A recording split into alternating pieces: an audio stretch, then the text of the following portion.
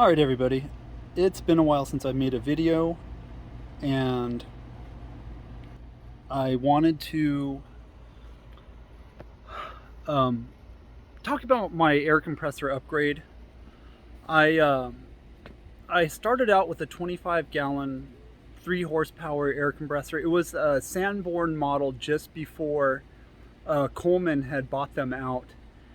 And so I just recently, probably like 3 or 4 months ago, I upgraded to um, Ingersoll Rand from Tractor Supply Hardware, and I wanted to just kind of talk about the whole process that I went through to how I eventually wound up purchasing this air compressor.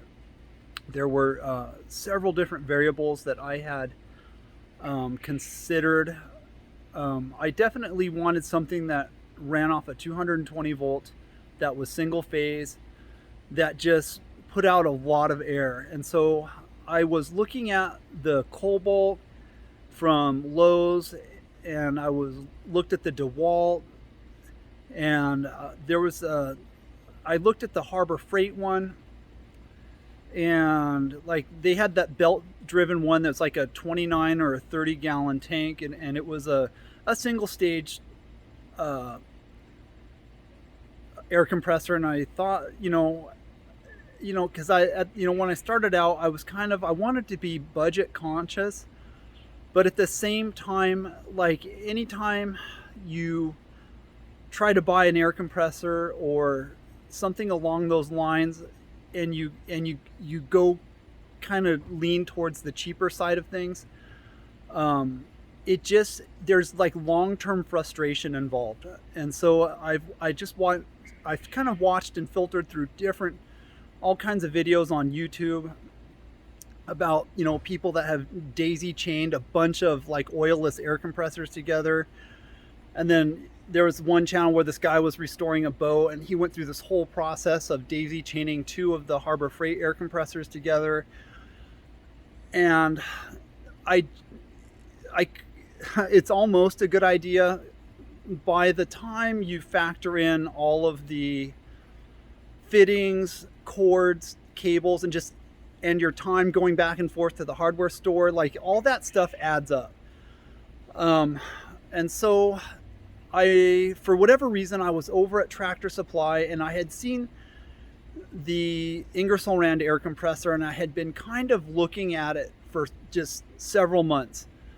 And so I wound up going to the Tractor Supply Hardware out in Fountain Hills, Arizona, if you guys are familiar with that. Shout out to Kevin and Jody. I'm not sponsored at all by them or anything, but they were just really helpful through this whole process.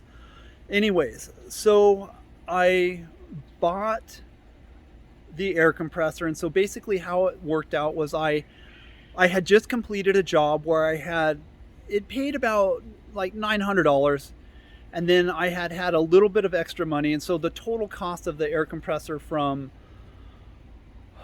Tractor Supply Hardware, I think out the door it wound up being like $1,300, and it was normally priced for like $1,099, which I thought, just after kicking it around and chewing on it, it just felt very reasonable. So it puts out about 16.9 CFM at 175 PSI, and it runs small air tools just without any question, but then also it runs bigger air tools like your angle grinders and your palm sanders, which just have an appetite for a lot of air. So I'm going to flip you around, and then I'll just kind of narrate you through this.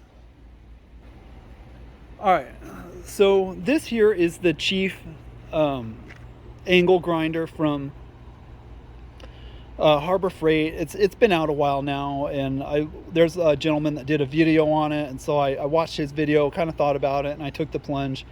And these angle grinders, they use a lot of air.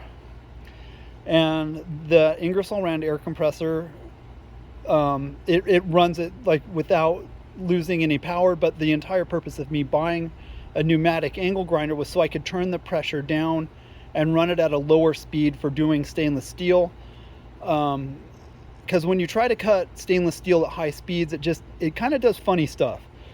And then, so from time to time, I will take on a project. I have a client who has me trim plywood for her business.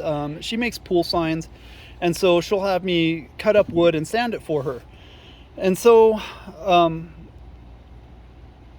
also, like, if you want to check her out, it's called Rumpel Street Sign Company on Instagram. Once again, it's Rumpel Street Sign Company on Instagram. Her name is Amy. She's super cool. So anyways, so throughout this process, I use this pneumatic sander to sand down plywood. And so I was using this sander probably for 2 to 3 hours straight the other day, and the air compressor, it was able to overpower the tool's appetite for air, which means I was able to consistently run the tool, and the air compressor was able to regenerate the tank during this process, which to me is it's big, because there are times when you really have to lean on your air tools to get you through a job. And I hope you guys like that toilet. So this is the air compressor that I started out with. I've probably had this thing for about 24 years, and it still runs. It's a great compressor. You can still find all of the pumps, the motors, pressure switches, and it runs great. And so, like, for an entry-level shop owner, if you're gonna get started on something where you need to have an air compressor to run various air tools for smaller projects, something like this is great.